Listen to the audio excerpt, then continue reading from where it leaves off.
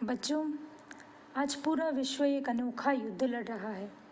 एक ऐसा युद्ध जिसमें हमारा शत्रु बहुत शक्तिशाली है, परंतु अदृश्य है, मगर हम सब पूरी शक्ति के साथ उससे जूझ रहे हैं।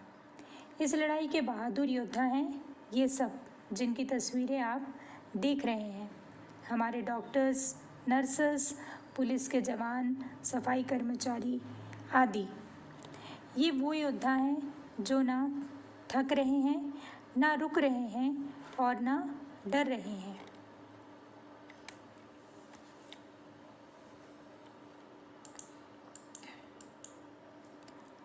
इनकी ही बदौलत हम इस जंग को जीतने की तैयारी कर रहे हैं, जो हमारे साथ कंधे से कंधा मिलाकर इस युद्ध में हमारे साथ हमारा हौसला बढ़ा रहे हैं।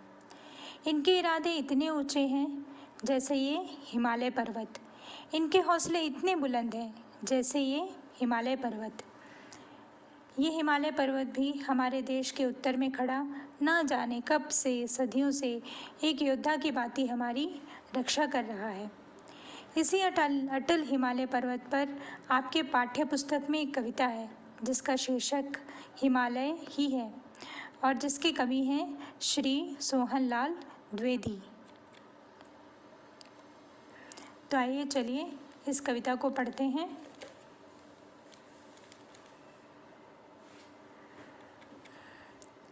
खड़ा हिमालय बता रहा है, डरो ना आंधी पानी में। खड़ा हिमालय बता रहा है, डरो ना आंधी पानी में। खड़े रहो तुम अविचल होकर सब संकट तूफानी में।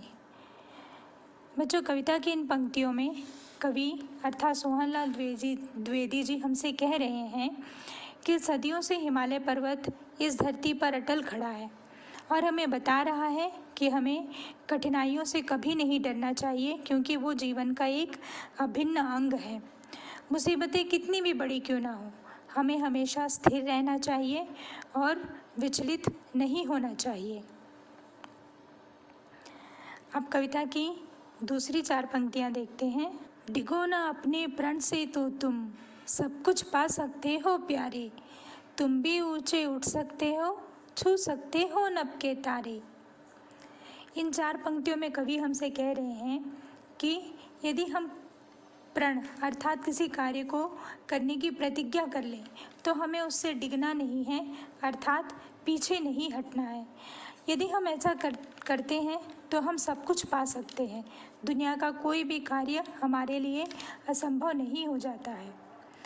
आसमान के तारे, नभ अर्थात आसमान के तारे छूने जैसा असंभव कार्य भी मनुष्य कर सकता है यदि उसकी प्रतिज्ञा अटल है, यदि वह दृढ़ निश्चयी है। अब आइए अन्य 4 पंक्तियां देखते हैं। अचल रहा जो अपने पथ पर लाख मुसीबत आने में। अचल रहा जो अपने पथ पर लाख मुसीबत आने में।